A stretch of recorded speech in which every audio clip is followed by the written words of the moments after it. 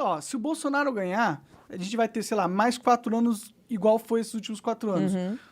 O Bolsonaro, apesar de não ser tão ruim quanto o Lula, eu não vejo ele brigando a guerra de verdade. Eu não vejo ele peitando os globalistas. Ele baixa a cabeça pro STF, porra.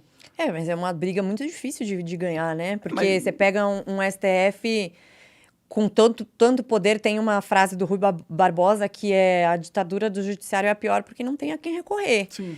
Então você fica numa situação difícil Tem, de né? que É o você exército. tem uma briga entre os poderes e os Sim. poderes o tempo todo. Por exemplo, o negócio do piso da enfermagem, né? Eu sou contra o piso da enfermagem que foi aprovado porque ele, na verdade, causa desemprego. Então, muita gente fala, então quer dizer que você quer que eu manter as enfermeiras ganhando pouco? Não, não é isso. Mas quando você faz uma canetada e você aumenta o preço do trabalho daquela pessoa sem aumento da produtividade do lado, que fizeram sucessivamente os aumentos do salário mínimo, etc., você deixa uma parcela da população desempregada, as pessoas menos produtivas, as pessoas em início de carreira. Tem uma mistura ali de enfermeiro com auxiliar de enfermagem, que são coisas diferentes, porque um tem curso superior e um pouco mais de especialização, o outro não. Então, eu sou contra o piso da salarial da enfermagem por causa disso.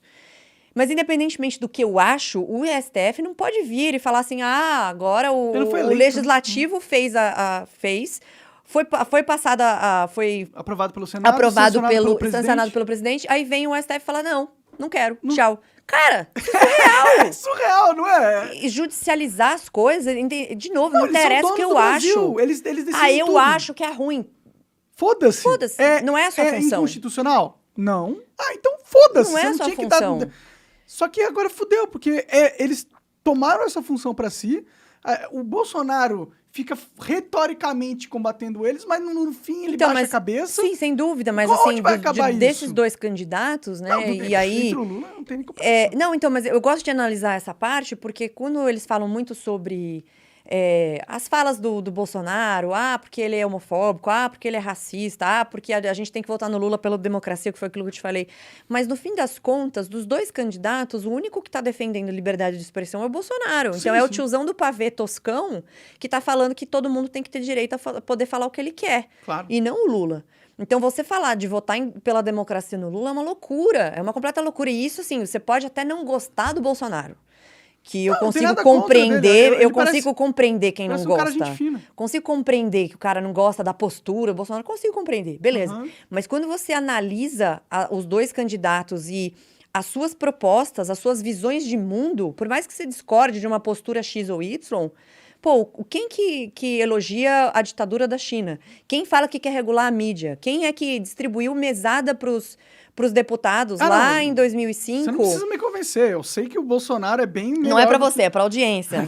mas eu acho que minha audiência não é muito lulista, não, viu? Não, mas tudo bem, mas sempre acaba indo pra algum lugar, né? Sim, sim. Mas assim, quando você analisa esses dois cenários, e assim, de novo, né? Todo mundo, mas que coisa, que droga ficar entre Bolsonaro e Lula. Sim, gente, vou fazer o quê? Mas essa é a realidade. Mas o meu medo é que a gente vai pôr o Bolsonaro, mas vai continuar piorando as coisas, entendeu? Não, mas Porque assim, eu entendo o que Brasil se o Lula ia melhorar- acelerar, piora pra caralho. O Brasil melhorar é difícil, por causa de todo o sistema que ele tem. Sim, sim. E o próprio Paulo Guedes, que eu sempre admirei muito a trajetória dele como economista, ele já falou coisas que eu não concordo. Ele já Claro. fez a proposta de reforma tributária do Paulo Guedes. Eu não gosto. Como que é a proposta A dele? ideia dele era tributar dividendos, né? Ia aumentar imposto. Ele disse que não ia aumentar imposto, mas na verdade aumenta. O Bolsonaro já falou de taxar grandes fortunas para pagar o auxílio de R$ 600, que eu também discordo. Então, assim, não é mil maravilhas, não é que... Já teve algumas falas populistas, tanto do Bolsonaro quanto do Paulo Guedes.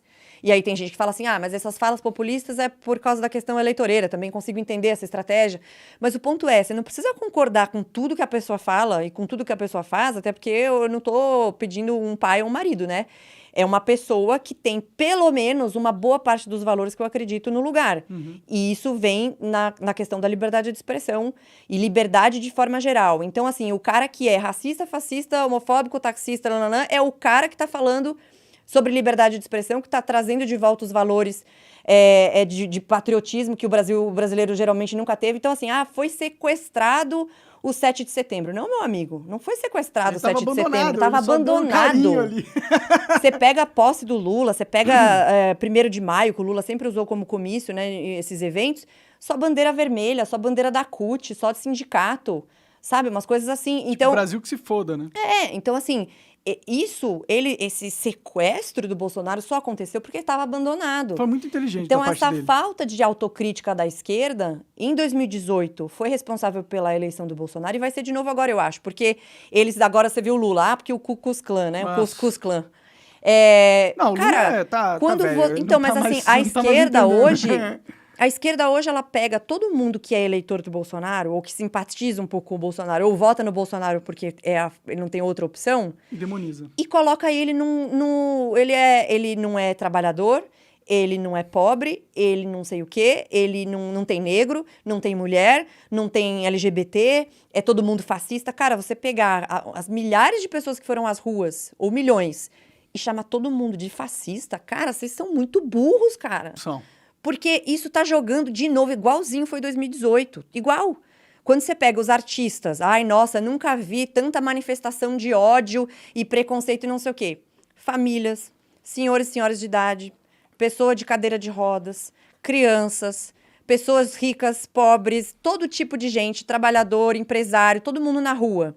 Não teve briga, não teve violência, não teve depredação de patrimônio público. Caraca, você vai pegar, todo mundo vai rotular desse jeito? Não, é absurdo. Se você pegar que 30% da população é muito fiel ao Bolsonaro, que eu acho que essa é a métrica, você tem, sei lá, 30% do Brasil é uns 60 milhões de pessoas, ou por aí, né? São 240 milhões de pessoas no Brasil? Eu não sei, não sei o número. 215, eu acho. Não, são 70 milhões, vai. 70 milhões de pessoas. Quantas pessoas no Brasil são ricas? De verdade, assim, Sim. ricas? É tipo, Não, e o que, um que, milhão, é, o vai. que é rico no Brasil? Ah, Porque se você pegar por renda, em termos de quem é o 1% mais rico, o 2% mais rico, 10% mais rico ganha 5 mil reais ou mais. que não é ser rico, né?